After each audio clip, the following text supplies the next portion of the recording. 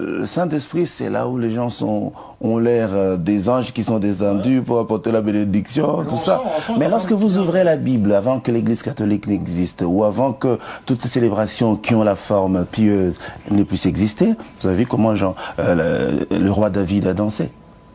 Le pionnier de la louange, le pionnier de l'adoration, comment il a dansé, il complètement déshabillé, il restait avec les vêtements intimes. Il dansait à la manière d'un roi, mais pas comme on peut le voir aujourd'hui. Même aujourd'hui, même aujourd'hui chez nous, mais l'Ancien Testament, il n'y a pas de Nouveau Testament sans l'Ancien Testament. Le Nouveau Testament, non, il n'a pas dit ça, il n'est pas venu abolir, il est venu accomplir. Donc il n'est pas venu abolir. En fait, je ne pense pas que nous sommes en déroute. C'est nous qui sommes originaux, nous qui faisons la musique qui glorifie Dieu. Nous sommes vraiment originaux en termes de musique. Et les autres, ils le font pour leur plaisir, tout à fait normal. Moi, je ne dis pas qu'ils... Non, ils le font pour leur plaisir, pour le plaisir du monde, pour le besoin de l'humanité, tout à fait normal. Mais c'est à nous que revient cette affaire, à ceux qui célèbrent le roi, aux amis de Christ, à ceux qui exaltent Dieu dans leur... C'est ça, c'est l'originalité de la musique. Voyez-vous? Donc il ne faut pas dire que nous faisons comme eux, c'est eux qui font comme nous. Lorsque vous allez dans un concert ici à Paris, et le dimanche matin vous allez dans une église, monsieur, on ne sent pas la différence, pasteur. Non, mais oui, vous allez poser la question au pasteur. Oui, mais vous deux, vous pouvez répondre. Moi, j'aimerais dire que le culte, ce n'est pas un cimetière, hein, René. Le culte, c'est un endroit de joie, en fait. On va quand même trouver une forme de musique quand même proche de l'invocation que je fais à Dieu. Oui, il y a musique et musique, il y a adoration, il y a célébration, il y a lamentation, il y a louange, il y a action de grâce, il y a tout ça dedans. Vous savez, lorsque vous voulez remercier le Seigneur pour tout ce qu'il a fait pour vous, écoutez, faites-le bien. Chantez, dansez, louez sa grandeur. Lorsque vous voulez contempler sa magnificence, par rapport à ce qu'il est, selon que votre esprit l'a ressenti, il y a une autre forme de musique qui doit accompagner cet instant. Lorsque vous voulez vous lamenter parce qu'il y a eu ça, il y a eu ça, il y a eu ça, il y a une autre musique. Lorsque vous voulez communiquer un message de salut à quelqu'un, il y a une autre façon de le faire. Je crois que c'est un tout cohérent qui regorge tout. Le bruit dont vous faites allusion, c'est simplement biblique. C'est simplement biblique. La Bible dit crier, lancer des cris de joie. On ne peut pas lancer des cris de joie dans son cœur. C'est une expression verbale et qui s'est fait entendre. Vous savez, les cris de joie, c'est une forme d'expression de louange. Lorsque les gens sont remplis de gaieté, de joie, ils expriment ça, ils dansent, ils crient, ils font ce que vous pouvez dire n'importe quoi, mais ils le font pour la gloire de Dieu. Quand ils parlent dans des langues inaudibles. Mais c'est biblique aussi. Écoutez, des langues inaudibles. Oui, c'est biblique. On parle des langues inaudibles, c'était les langues des anges, les langues de l'esprit. C'est écrit dans la parole de Dieu. Il faut un traducteur pour que les gens comprennent aussi de l'assemblée. Pas un traducteur, mais... un interprète. Oui, mais un interprète doit avoir le don d'interprétation, pas un traducteur. Il ne comprend rien, il ne peut pas interpréter. Il ne peut pas traduire, je veux dire. Mais il faut un interprète qui a le don d'interprétation pour interpréter à l'intention des autres.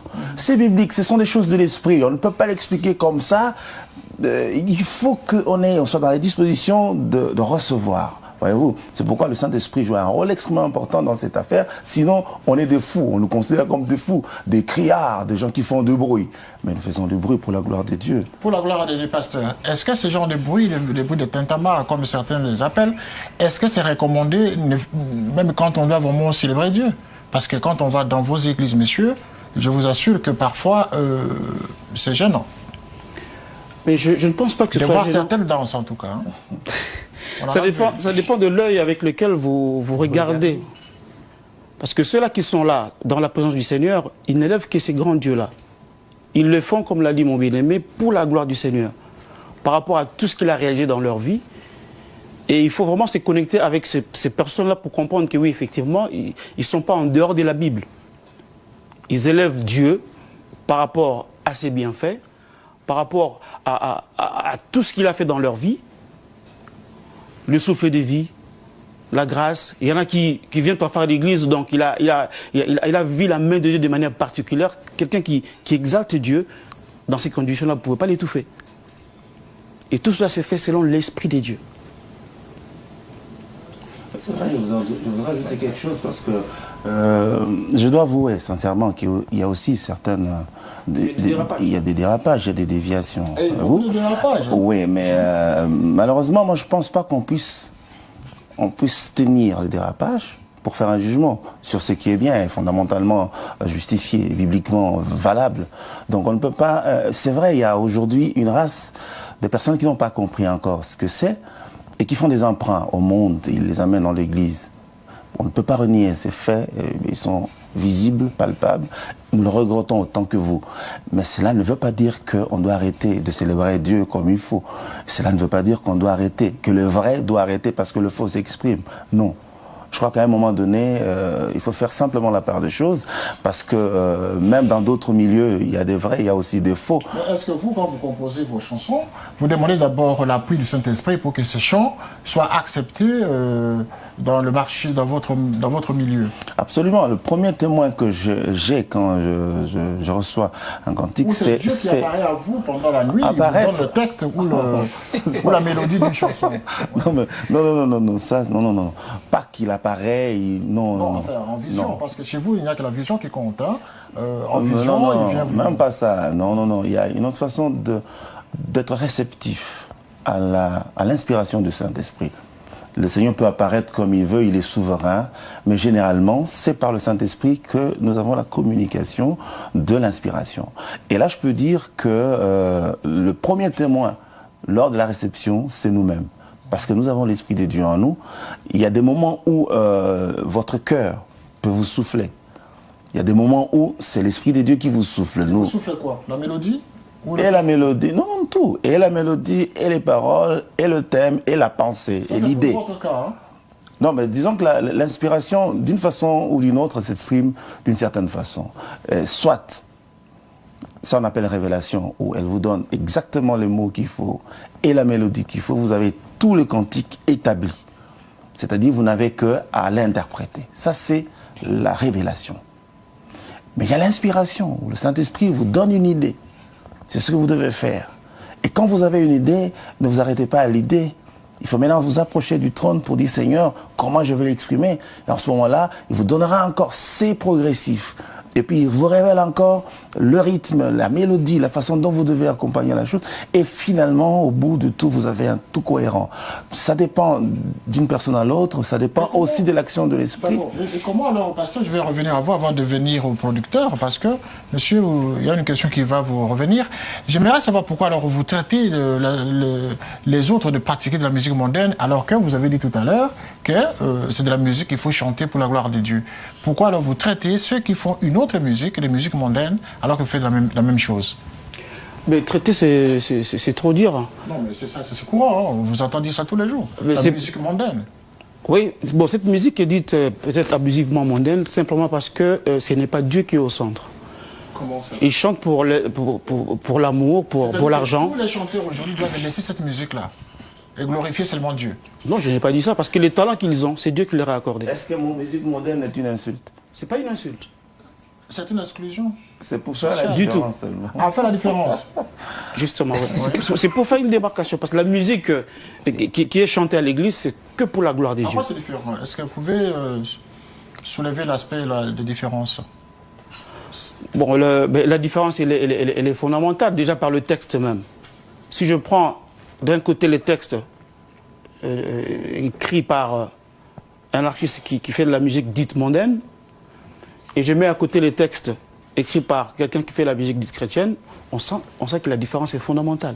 Voilà, on sent la différence est fondamentale. Vous avez un producteur qui est là, monsieur Antoine Katoto. Je reviens à vous, messieurs. Lorsque vous attendez monsieur Alain Moloto, qui est chanteur, qui se consacre justement à faire de la musique chrétienne, ouais. Et vous apparaissez pour produire de la musique chrétienne. Pourquoi faire? Ouais, la première des choses... Gagner de l'argent? Parce qu'il y a bon marché chez les chrétiens? Pas nécessairement. Mais c'est quoi? La première des choses est que, comme on l'a dit au départ, c'est une musique d'évangélisation. Une musique qui console les âmes. Une musique qui amène les gens à la présence de Dieu. Et je vais revenir sur ce que vous avez posé comme question tout à l'heure, autour de la différence. Aujourd'hui, je me rappelle, une fois on était sur un plateau de télévision à Kinshasa, où Papa Taboulé, si vous permettez que je cite ton nom, disait, écoute, appelez-nous que nous faisons la musique de divertissement. Il n'y a pas de différence. Ça peut être une musique de divertissement ou pas, mais la différence est que la musique Alain Moloto fait, la musique que nous appelons aujourd'hui la musique chrétienne, est une musique dont tout est centré autour de Jésus-Christ. Par contre, la musique de l'autre côté, qu'on appelle la musique mondaine, la musique de divertissement, c'est la musique qui honore, qui glorifie la créature au lieu de glorifier le Créateur. Oui. Et donc, vous produisez cette musique pour gagner de l'argent ou c'est pour aider le chrétien à se retrouver devant cet outil de communication et d'adoration. Heureusement que vous l'avez dit, c'est notre façon de contribuer à l'œuvre de Dieu au travers de l'évangile par la chanson. Et qu'est-ce que vous gagnez en retour en le faisant? D'abord, quand nous gagnons, nous avons des bénédictions de Dieu, d'un côté. Tous ceux qui perçoivent, ou tous ceux qui écoutent cette musique, d'une façon ou d'une autre, nous avons le privilège de les amener en Christ. Pourquoi? Parce que nous avons quand même mis nos moyens, ce que Dieu nous a donné, afin que cette musique leur parvienne. Donc le but principal ici, c'est de convertir les gens vers Dieu. Vous l'avez dit. C'est-à-dire transformer l'humanité à croire, à aller à une pensée unique. Effectivement, tous, pas n'importe quel Dieu. Tous, enfin, le vôtre. Notre Dieu, qui est Jésus-Christ. Il n'y a pas de Dieu. Mais le vôtre, celui que vous croyez, pour vous. Oui, nous croyons à un Dieu. Oui, vous. À un Dieu unique et vrai. Oui. Le vôtre. À un Dieu unique et vrai, qui est aussi le vôtre. Ah tout dépend, tout dépend de la croyance de chacun. Mais c'est Moloto ici, c'est moi qui pose des questions. Mais simplement, j'aimerais savoir quel est le thème central justement que vous développez souvent dans vos chansons. Non, mais le thème central, c'est Jésus-Christ, comme on a dit. Jésus-Christ parce qu'il est le